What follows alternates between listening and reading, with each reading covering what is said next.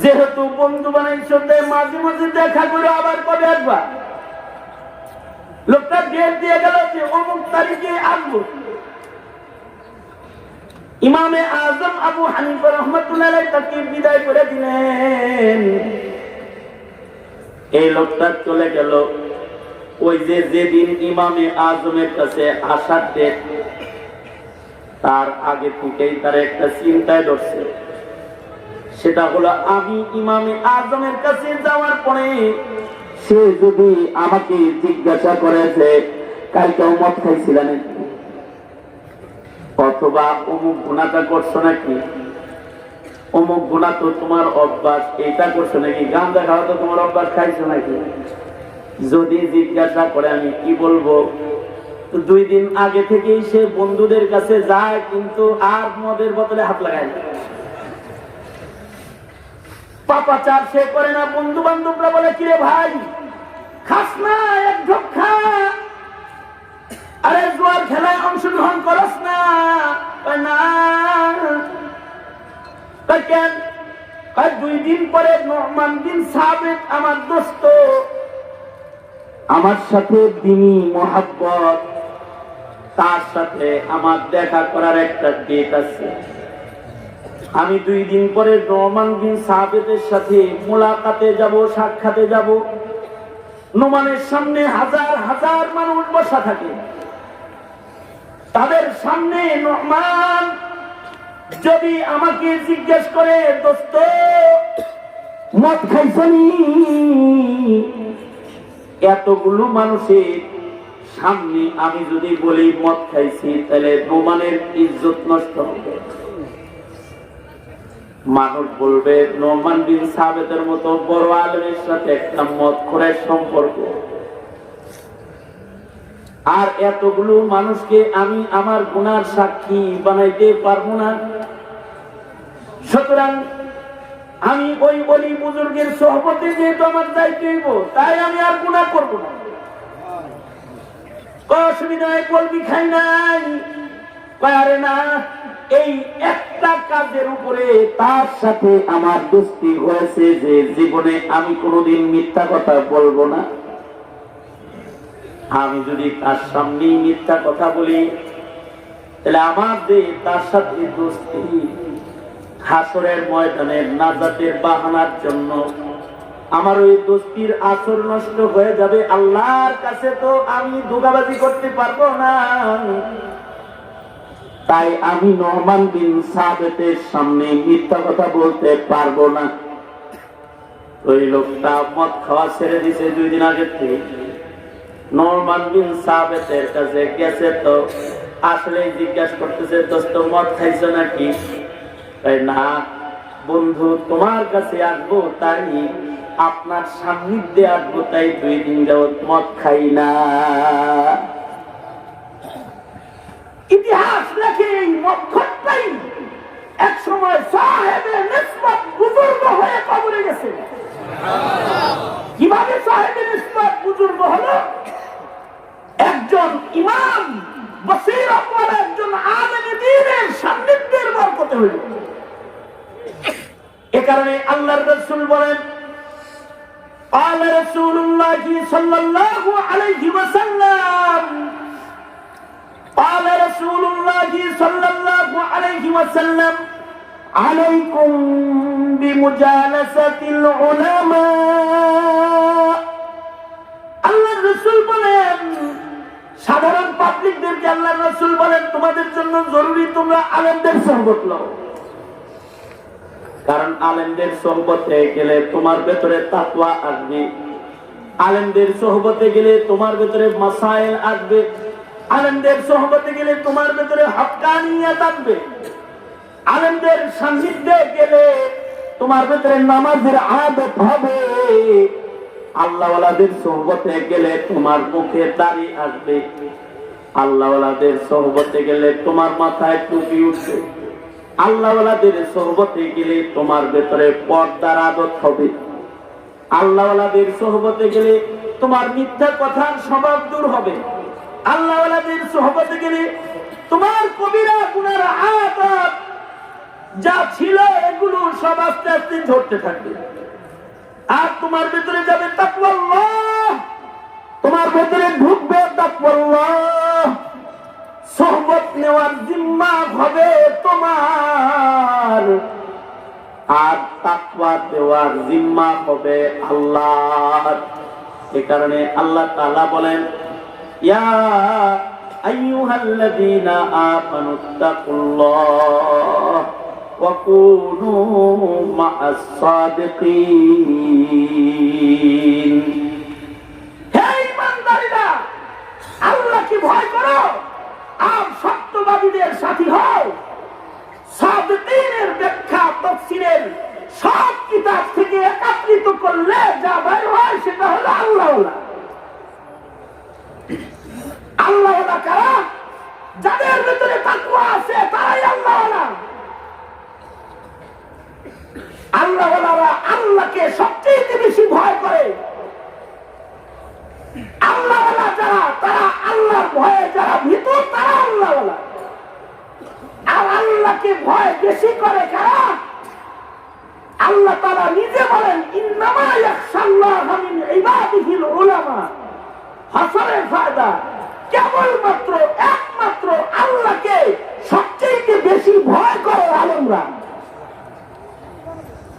এ কারণেই আলেমরা আল্লাহর ভয়ে হক থেকে এক চুল সরে দাঁড়াতে পারে না। তুমি ফতোয়া দিতে পারো হারাম রে হালাল, কিন্তু মৌলবি দিতে পারে না।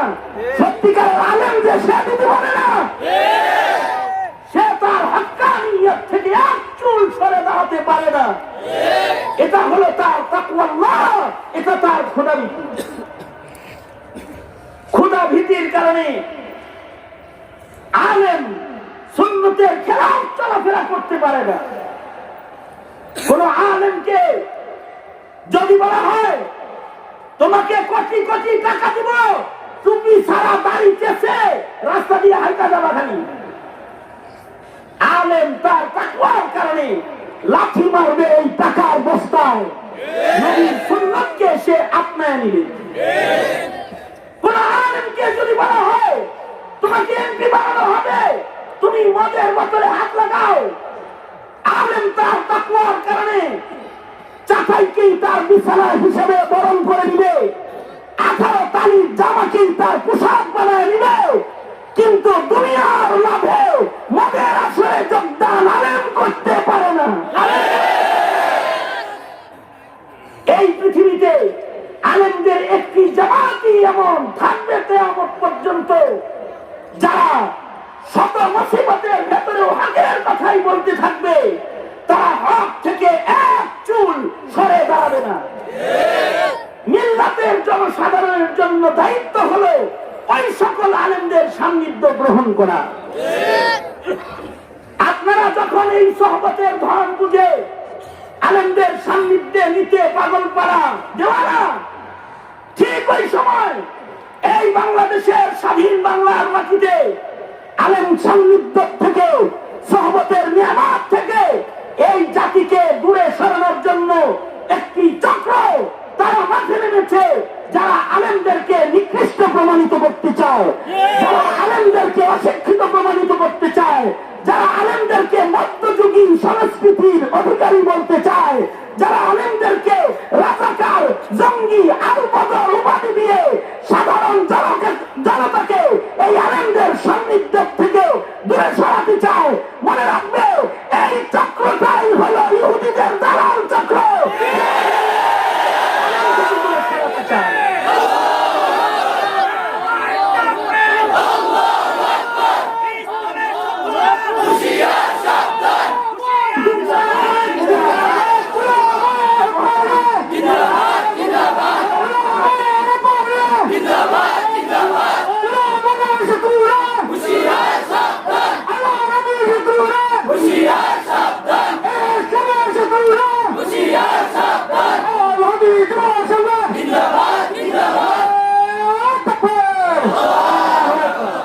কারণ হলো আলেমদের সান্নিধ্য হক না, এটা এক জাররা সময়ের সান্নিধ্য, এক জাররা সময়ের সান্নিধ্য একজন সাধারণ মানুষকে হকের উপরে অচলতার তালিম প্রদান করে।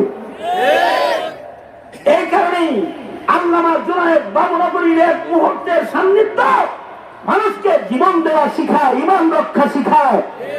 এই কারণেই মামুনুল হকের একটি বক্তব্য একজন যুবককে ত্যাগের মহিমান্বিত যুবক হওয়ার ব্যাপারে উৎসাহ যোগায়। এক ঘন্টা বক্তব্য একটা পাপিষ্ঠকে, পাপের পক্ষে আলিঙ্গনকারীকে, পাপের পক্ষে লাঠি মেরে শাহাদাতের দস্তরখানকে আপনার নেওয়ার ইস্তিহা উদ্দীপনা যোগায়। আলেমদের এই সকল বক্তব্য সান্নিধ্যের পেছনে ইহুদ চক্র লেগেছে সাধারণ পাবলিককে পূজায় যেতে দেয় না, ফিরে যেতে দেয় না।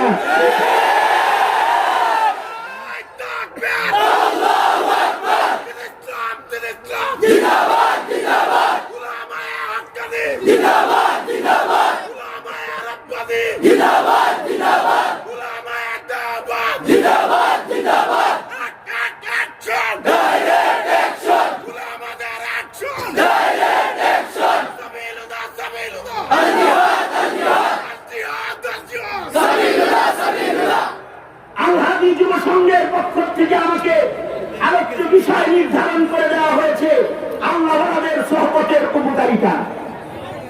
আল্লাহ আমাদের সহবতের উপকারিতা, এটি আমার আলোচ্য বিষয়।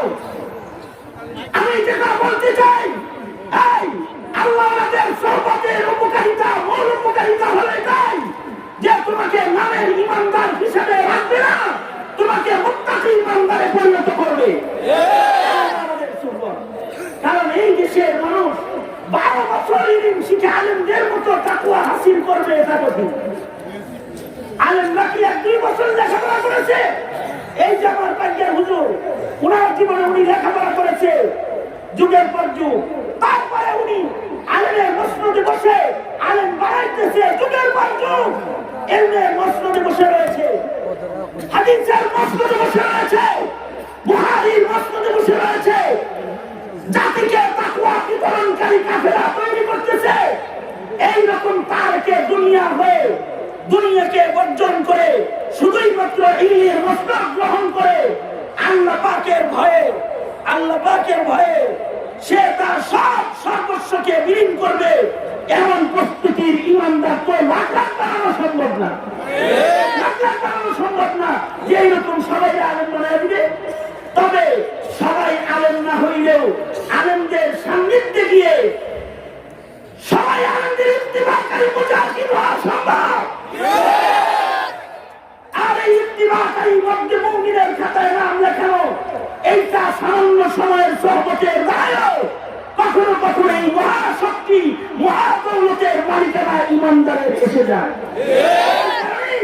শরীয়তে ইসলামে আলেমদের সান্নিধ্য আর সহবতে আহলুল্লাহর গুরুত্ব অত্যাধিক আরোপ করা হয়েছে, কিন্তু আমরা আজ দেখতে পাচ্ছি এই আলেমদের সান্নিধ্য থেকে জাতিকে সরাইবার চক্রান্ত করা হচ্ছে।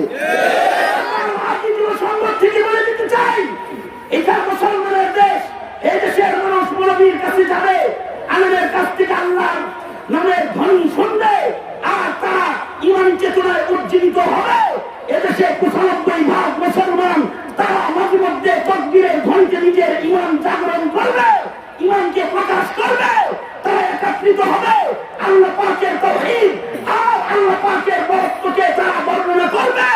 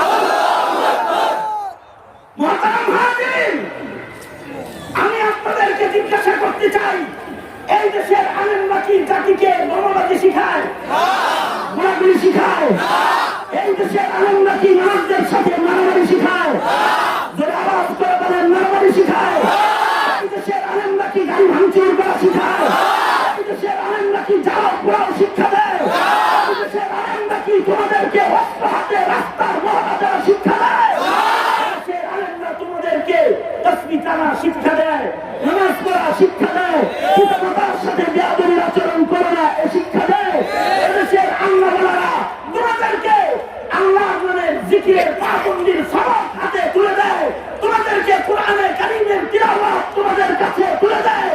এই দেশের আলেমরা তোমাদেরকে মুসলমানিত্বকে আঁকড়ে ধরে কুফর শিরক থেকে তোমাদেরকে বিরত থাকার দাওয়াত তোমাদের কাছে পেশ করে। এটাই যদি এই আলেম জাতির অপরাধ হয়, এটাই যদি হয় এই আলেমদের অপরাধ, তাহলে তো এই মুসলমানের দেশে কোনো আলেমের আর বাঁচার দরকার নাই।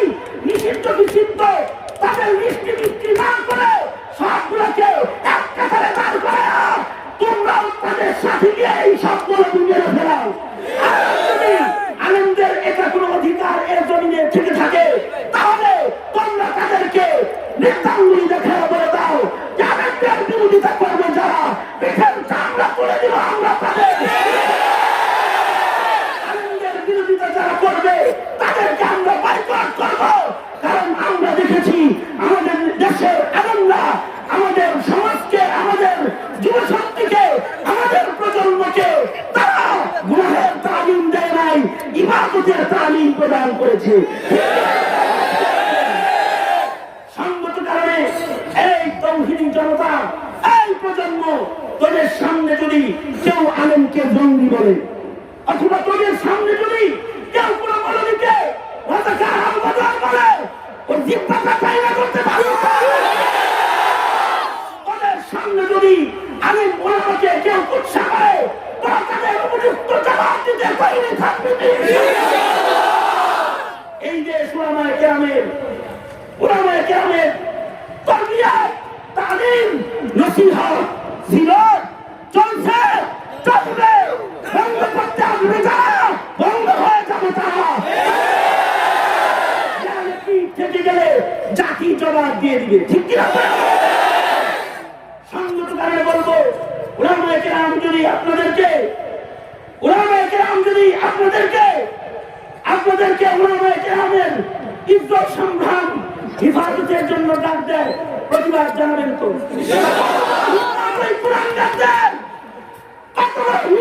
সকল কুলাঙ্গারদের যারা আজকেও মুফতি আমিনী রহমাতুল্লাহি আলাইহির মতো বাগ্মী মধ্যে মুজাহিদ আল-দ্বীনের মেয়ের জামাতা জসিমউদ্দিন সাহেবকে রাস্তার ভেতরে ছুরিকাঘাত করেছে, তাদেরকে আমরা বলতে চাই, একজন আলেমের পিঠে ছুরিকাঘাত করে নাই, তোমরা এদেশের 17 কোটি মুসলমানের পিঠে ছুরিকাঘাত করেছে।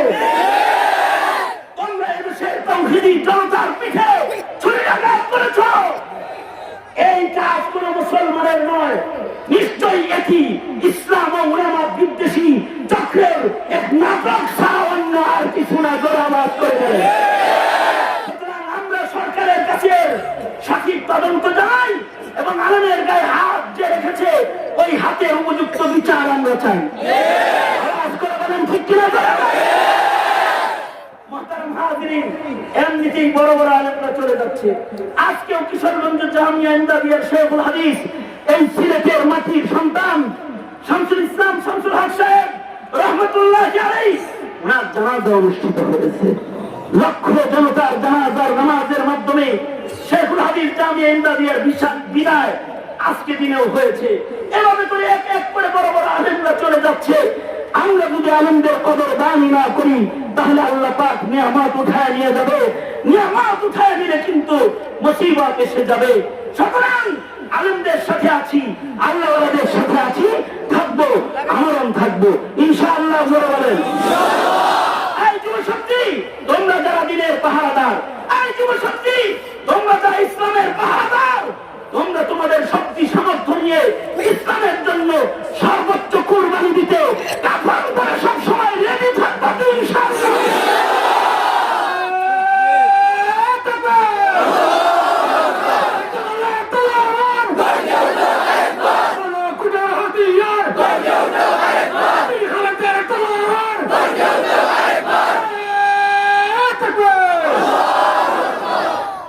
আমি আমার আলোচনার মাধ্যমে যেটি বোঝাতে চাইলাম, সোহবতে আহলুল্লাহ মানুষকে তাকওয়া দান করে। কথাটা কার? চিল্লা আওয়াজ করে মধ্যে মুমিনের আওয়াজে চিৎকার করে বলো, কথাটা কার? আর তাকওয়া হাসিলের মাধ্যমে ঈমানের ইজহার ঘটে। তাকওয়া যতক্ষণ পর্যন্ত হাসিল না হয় ততক্ষণ পর্যন্ত ঈমানের বহিঃপ্রকাশ ঘটে না।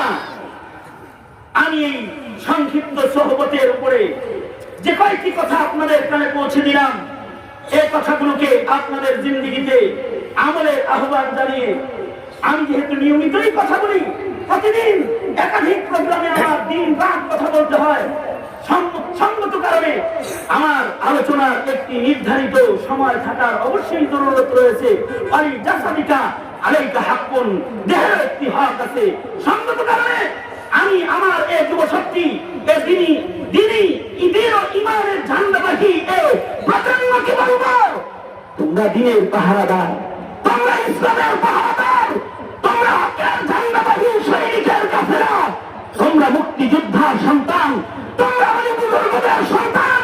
নিজের জিম্মাদারি তোমরা আদায় করবা তো ইনশাআল্লাহ। এই আশাবাদ ব্যক্ত করে আছি আমরা, থাকবো ময়দানে। যতদিন জীবন থাকবে ততদিন হকের কথা আমরা বলতেই থাকবো, বলতেই থাকবো, বলতেই থাকবো ইনশাআল্লাহ। ব্যক্ত করে আমি আমার সংক্ষিপ্ত বক্তব্য এখানে শেষ করতেছি। আর আলহাদি যুব সংঘকে মোবারকবাদ জানাচ্ছি, যারা দুদিন ব্যাপী তাফসীরের এই 28তম অধিবেশনকে বাস্তবায়ন করেছে। আল্লাহ তাআলা ওদের জিন্দেগিতে বরকত দান করুন, এই প্রোগ্রামকে কবুল মঞ্জুর করুন। যারা উপস্থিত হয়ে সাফল্যমণ্ডিত করেছেন তাদের সকলকে উত্তম জাযা, উত্তম বদলা আল্লাহ তাআলা দান করুন, আমিন। ওয়া আখিরু দাওয়ানা আলহামদুলিল্লাহি রাব্বিল আলামিন। আসসালামু আলাইকুম ওয়া রাহমাতুল্লাহি ওয়া বারাকাতুহু। সম্মানিত উপস্থিতি, আমরা দীর্ঘক্ষণ যাবৎ জান্নাত লোভে নয় শুধু তোমার প্রেমে, এ হৃদয় করো বাঙালি ইসলামিক টিভি।